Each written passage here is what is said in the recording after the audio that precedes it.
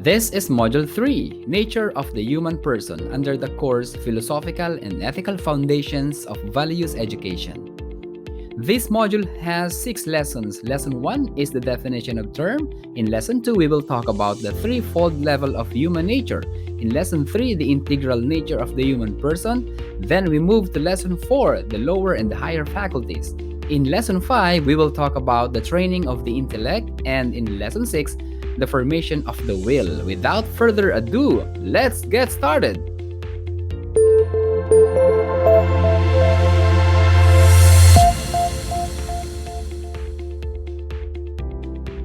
This is Lesson 1, Definition of Terms. Human nature refers to anything exclusively human, which human intrinsically possesses right at his or her birth.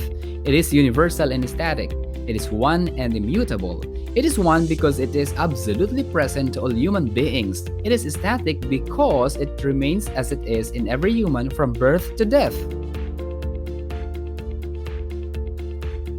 Human nature refers to anything exclusively human, specifically our capacity to think, to feel, to move or act teleologically or purposively, which means we can act with purpose or goals in life, and to behave in a certain way. Ang hayop, they can also move with goals. Halimbawa, they move because they want to eat or drink. Pero their movements are determined by their instincts. Sa tao, the movements or actions are determined by our motivations, internal or external drives or motivations to fulfill certain goals in a specific time and space. At ang capacities natin na ito, ang ating intellection and volition, the intellect and will, ang bumubuo sa essence ng ating pagkatao. Our human nature is innate to us as humans. It is intrinsic or inherent to us. Hindi ito nabibili or nakukuha kung saan para magkaroon ng ganitong nature. We do not earn this. It is part of our operating system or OS as a human creature in this world. It is our built-in characteristic. And then human nature is universal because it is applied or applicable to all human beings, regardless of our status in our society, rich or poor, educated or uneducated, young or old, black or white or brown, living in the first world or third world countries, and so on. This is true to all as long as members of the human race. And then human nature is static. It is unchanging in a sense that from birth to death, our human faculties and nature remain the same. Halimbawa, ang physical attributes natin, lahat tayo pare-pareho na dalawa lang ang kamay, dalawa ang paa, isa ang bibig, etc. Hindi ka makakakita na habang tumatagal nagiging 3 na ang kamay or 4 na 4 na ang paa.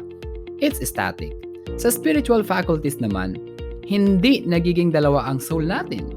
Hindi nagpapalit ng spirit after 20 or 50 years. Hindi nagbabago ang intellect and will natin. But of course, we develop our faculties. They can be developed. They deteriorate. They can get sick. But they remain the same, which makes us the same person from birth to death. And then human nature is one in a sense that it is uniform to all members of the human race. Each one is unique, but no one is favored. Our uniqueness is what makes us irreplaceable and beautiful in our own simple way.